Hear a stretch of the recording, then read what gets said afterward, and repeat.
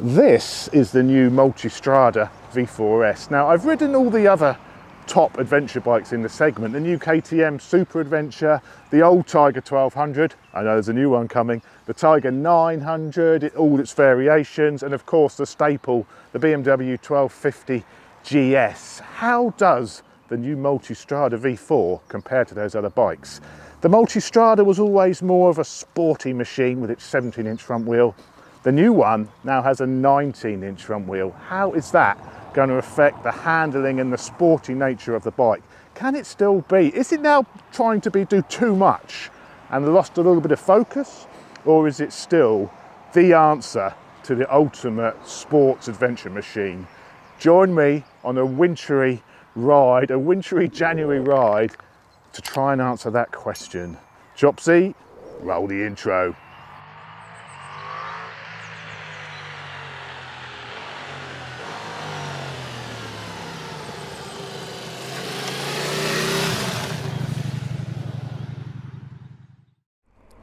So, jumping aboard this fine steed, look at all of this motorcycle you have in front of you.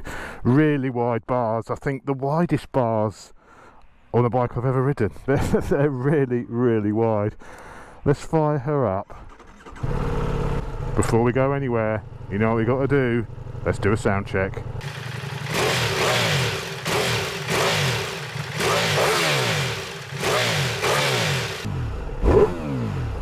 Not too shabby.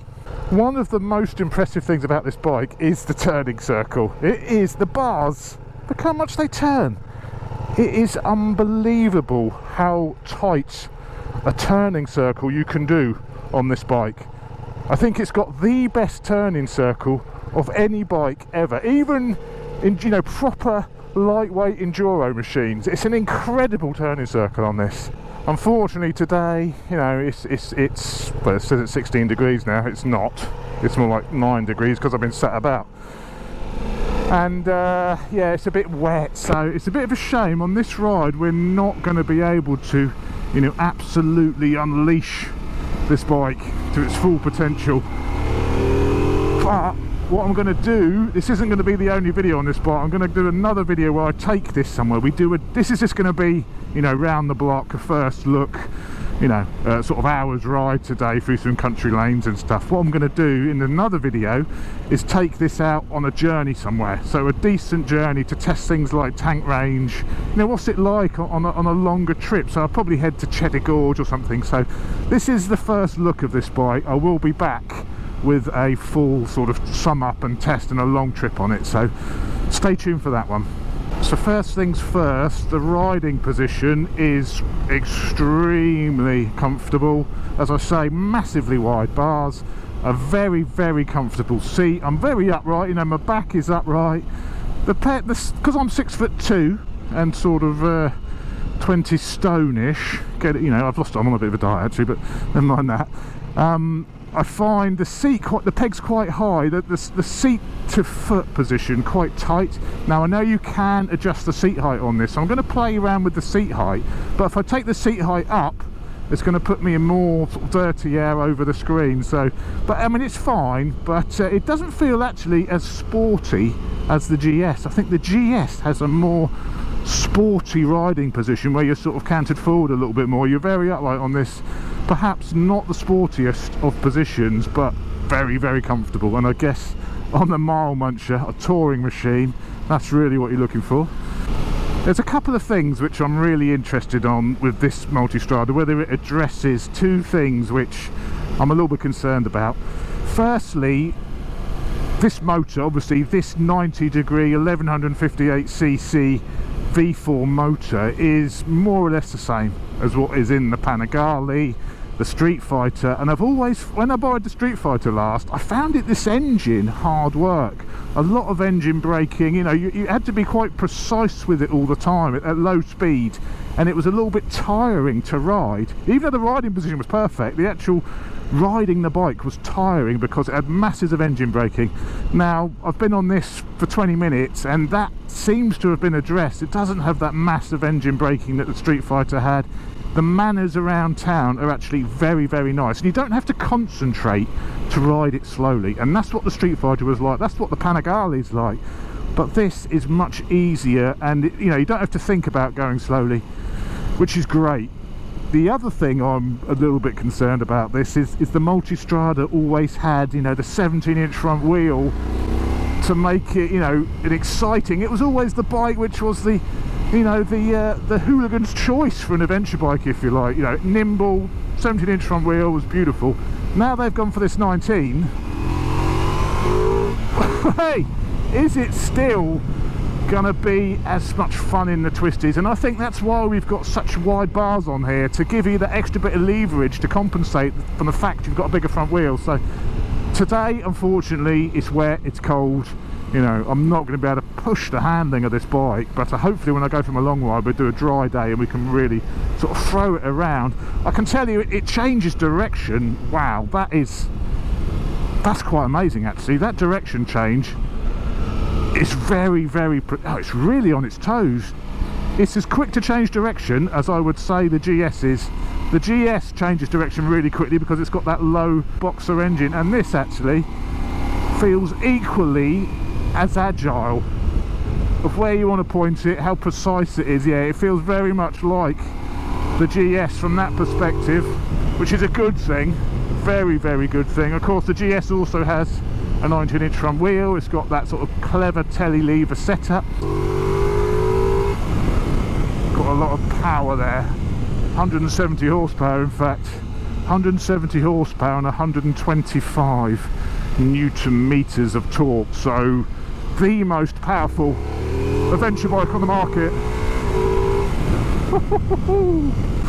Brakes are also fantastic, Stylema calipers on this, and unlike the Tiger 900, which also has Stylemas, you know, as I mentioned in my Tiger 900 review, it didn't feel like you were making use of those Stylemas. They were a bit softened off. I don't know if it was due to the pad material they were using, you know. And there's obviously a lot of travel on the suspension on an adventure bike. You know, it's not like a sports bike, but these Stylemas on here are much more sporty feeling, much more aggressive than the versions on the Tiger. I like that. If you're going to have Stylema calipers on your bike, make use of the performance at least. Yeah, it's cyclists.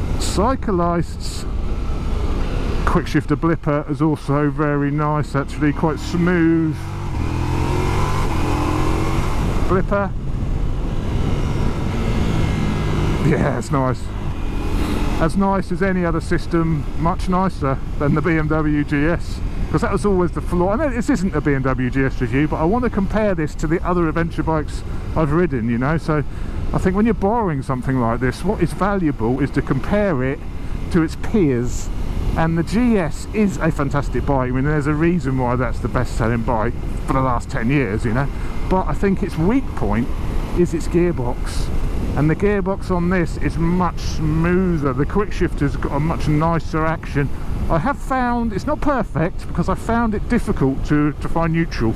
I found it a little bit tricky to find neutral on this bike when you know when you're parked up. But apart from that, it's buttery. Steam up. So here she is, the Multistrada V4S. Let's have a closer look at her. So starting at the front, we have of course the 19-inch front wheel, Stylema calipers. This version, which has everything on it, the full packs, even has a carbon fibre front mudguard. If you peer in here, you can see the front bank of cylinders of that V4 motor, sort of quite exposed. There's not much sort of protection on those. They're getting a bit of a blasting, a bit of a coating. Above the engine you have the oil cooler, which remains reasonably clean, and to the left and right you have the water radiators. So they've got all those tucked out the way, but the front part of the engine is a little bit exposed to the weather. Because that V4 motor has always been known for being a little bit on the warm side, what they've done, they had the side radiators and vents pushing the air out away from the rider, and then you've got these lower vents here, scoops if you like, guiding cool air at the rider. So it's sort of get heat away, bring cool air in. And today it's been like 9 degrees. I've not noticed any heat coming off that motor, but I know this is a hot motor. On the Panigale it's hot, on the Street Fighter it's hot. You know, it generates some heat, which is quite welcome in the winter, but a summer's day in 30 degrees, it'll be interesting to see how this setup works. The new front beak of the bike, it's just started raining, absolutely lovely. This is the radar module, so this is what gives you that sort of radar functionality, but it gives it a little bit of a flat piece on the front. But as far as front ends go for adventure bikes, this is probably the sexiest looking adventure bike. I don't think there's any argument there. I think this is the most sexy looking adventure bike. Really like the Ducati DRL design, and the whole headlight design looks really cool. The switchgear is all illuminated, you know, very nice switchgear. I always struggle a little bit with the layout of the Ducati switchgear, and they've got the two of these buttons opposing each other, trying to push them here. With the separate jog wheel, you know, this is actually a very nice switchgear. It works very well, lovely quality, very nice actually. You have a cubby hole here for your phone or the key. There's also a charging port in there as well, USB charger. So to use the app for all the navigation, the Ducati Connect app, you know, you really need your phone on charge because it obviously drains the battery, and that's how all the sat nav works. I've not set that up. I'll try and set that up for the next part of this video. What is surprising with the panniers is they move. The idea being, you know, it keeps the bike stable at speed. It doesn't cause that buffeting. So these all actually, as you can see, waggle around, and that is by design. Of course, another change for this year is we now have, you know, a double-sided swinging arm. I know the Pikes Peak version has gone back to a single-sided one, but double-sided swinging arm, I think really for a bit of extra rigidity off-road and whatnot. The rear pillion seat is also heated if you spec it. But there we are, that is the main features of the new Multistrada V4S. Let's jump back on.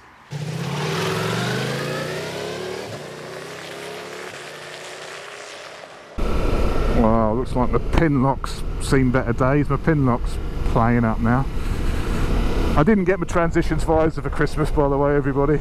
Santa couldn't find one in the UK when he wanted to buy one, so I didn't get a transitions visor. What I did get was a new Hero 10 camera, so you may notice that the picture quality from a helmet camera is now 4K 60. So I've upgraded from my Hero 4 to a new Hero 10. So if you're wondering why it looks all a little bit different on this video, that'll be why. Heated seat, high, yes please. Heated grips. You've got to press the heated grip button to then bring on, the heated grips turn off when you switch the bike on and off, which is a bit annoying. That's one great thing about the GS, you know, the heated grips stay on when you turn the bike on and off. They turn off on this. Also, it's got a heated grips button here which you press, but then you've got to go into the menu to select what heat you want it. You can't just like press it 3 times for maximum heat, so that's a bit fantastic. I love the sound of that motor. I do love the, who doesn't love the sound of a V4? The V4 on this doesn't sound as nice as like the RS V4. That does sound better, but it certainly sounds better than the GS or anything else. When this engine's on song, oh, it sounds absolutely beautiful, absolutely gorgeous. So yeah, first impressions actually. It's nice, it is very nice. It seems to change direction extremely quickly. It's nice around town now. It's nice on the lower throttle range, you know, ranges. I mean, this is now, let's go right down. That's 2,000 revs in 3rd gear at 20 miles an hour. You know, you've got plenty of power there. It's actually hardly any vibrations, you know. It's very, very smooth, this motor. And this engine is actually 1.2 kilos lighter than the old 1260 V twin. So this engine is lighter, it's more compact. It's enabled them to change the chassis, you know, with the new monocoupe suspension, new swinging arm, new subframe. It's managed to sort of compact the bike and change the whole geometry. And yeah, it's a lovely unit. I think the downside with it, we're not going to see it today, but I think is the fuel consumption. The fuel consumption is way up compared to the V-twin version, but we'll see what we get out of a tank when we do our longer ride a bit later on. But everything else about it I think is better. everything. It's got better mid-range, it's got better low-speed manners, it's got better top end, obviously being a V4. Everything is better, I think, apart from the fuel consumption. I said this engine is very similar to what is in the the Street Fighter, the Panigale. Well, there's one major difference, and you're probably aware of this, if you're looking to buy one of these, and that's the fact that this engine is the first Ducati, I think, forever not to have desmodromic valves. Now, desmodromic valves are where the valves are actuated up and down mechanically. There's no spring to return the valve up, out the cylinder. Well, this has valve springs. This is the first Ducati to have valve springs, which is, a massive thing. The advantage to having valve springs is they've actually managed to stretch the valve checks on this bike to 60,000 kilometers, which is, I think, 36,000 miles. So there's 36,000 miles between a valve check. That's incredible. I mean, that is the other drawback with this V4 motor, is the fact that it's very expensive to work on. V4s, they're a lot of labour when you have servicing and you have your valve checks done. So you're only having to do that every 36,000 miles. Comparing that to the GS, you have to check the valves every 12,000 miles. Oh, lovely Mark II. I wouldn't have it out in this weather. But on the GS, you have to do valve checks every 12,000 miles. So you have to do 3 valve checks on the GS for every 1 valve check on the Ducati. Obviously on the GS they're very easy to do because they're right at the end of the cylinders, but I suspect the cost of that valve check will be about the same as the GS, because 3 GS valve service is probably the same as 1 V4 Ducati valve check. I don't know for sure, but it's certainly not going to be more expensive to have the valve checks done on this than it is a GS. Something to bear in mind. Also, while we're talking about servicing, the oil change on this, the basic service is every 9,000 miles. But if you don't do 9,000 miles in a year, you don't have to have it done annually. Normally, if you don't do the miles or not, you've got to have your bike serviced every year to keep the warranty up. On this, you can go 2 years between an oil change. So if you're not done the 9,000 miles in a year, which you probably should if you're buying this sort of adventure bike, you should be doing the miles. But if you don't have to get that service done until the 2nd year. So there's another option there to save a little bit of money. Woo-hoo-hoo! So far, it's all sounding pretty damn good, isn't it? It's all sounding pretty damn fantastic. Where's my checkbook? Hold on there. Hold on a minute there. The downside with this bike is it's a Ducati. What I mean by that is they're not cheap. Ducatis are expensive, and this bike will set you back £19,000 in stock trim. That's without heated grips, without the adaptive cruise control, which I'll come on to in a minute, without all of the heated seats and grips and centre stands. Just the base bike is £19,000. It's 2 packs you can get for this. The basic pack is, I think, called the radar pack. That gives you the adaptive cruise control, the blind spot detection, the centre stand, the heated grips, the heated seat. I think the bike is about 22,000 or 21,000 with that. It's another good couple of grand with that kit on. And then the premium pack, the pack with everything, puts an aquapovic slip-on and a carbon front mudguard, and I think it's about 23. I'll pop it on the screen if I've got those prices slightly wrong. But fully loaded, which this bike is in this spec, this bike will set you back £23,000. That's a little bit spicy. Let's go up the hill climb road. I mean, we're not going to be doing any laying it down today, but we can have a little see, what it's like at changing direction, all that biz. It's so wet today. It's so wet. It's actually 8 degrees today, and I've got a mesh. I've got my new Knox Urban Pro Mark II utility jacket on, which is mesh. One thing Ducati bang on about this bike is they spent a lot of time in the wind tunnel sort of perfecting the airflow, because another drawback of this V4 motor, I said there wasn't any other drawbacks, well there is another huge drawback to it in the Panigale and in the Street Fighter, is the amount of heat this engine generates. It is a hot bike to ride. Those other bikes are very hot. What Ducati have done with this, because they got free rein to play around with the aero, I'll talk you through it on the walk around, but they're basically taking the hot air away from where they've placed the radiators. They're diverting the hot air away, they're bringing in cool air to the rider, and they spent a lot of time wind tunnel testing all of this frontal area. So I thought I'd come out today in a mesh jacket and see how warm I am, because all of this air is being deflected away from me. And actually, I haven't even noticed until I said that I'm warm with a mesh jacket on, and it's 8 degrees. So I think it is doing a fantastic job. This aero on this bike is doing a fantastic job. While we're talking about the aero, the screen is the other thing which is great. So easy to adjust the screen up and down. One finger to adjust the screen. What I do find is I'm in perfect bubble of calm, to coin a TMF phrase, around my shoulders and body, but that is deflecting quite a lot of air at my helmet, and you can hear that coming through on the video, that buffeting noise. So with the screen down, you can hear I'm getting quite a lot of air in my helmet. I am 6'2", the screen up, it's reduced a bit, but I'm still getting a little bit. So it's definitely a bike you're going to have to wear earplugs on the motorway, you know, because you're going to find it too noisy, I think. Or get a little extra screen to add on the top. I guess that's what it needs if you're going to go a long distance, on those little extra add-on screens. But apart from that, absolutely, the aerodynamics is fantastic. We'll go on the motorway in a minute and we'll test out all the adaptive stuff, and we'll see what that aero's like at a higher speed. But at the moment, I can't believe I'm perfectly warm. The technology on this is just insane. You know, this bike has got, in this spec, has got everything which is you can possibly. I think it's got the most technology of any other bike on the market. There's nothing else which has got all of the tech this has got.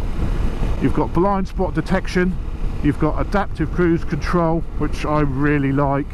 Heated grips, heated seat, fully electronic suspension, you know, all adjustable, different modes. It's got the off-road mode. It's got absolutely everything, you know, phone integration. And what I like with I haven't got it working yet, I haven't tried to set it up, but when you go into the navigation, you have the full map over your screen, you know, so you're not just doing sort of turn left, turn right. You've got the full sort of Google Maps overlaid onto your screen, which is great. I don't really need that because of course I've got my ultimate add-ons mount with my phone, so that's why I haven't bothered to set that up. But that is, you know, this bike has got so much technology on it, so much technology. I'm going to be heading to Durdledor. I think I called it Doodledore at the intro, but Durdledor. Corner! Dry corner! Bubble of carb. Oh! Ooh, a little bit careful. There's a lot of muck in the road.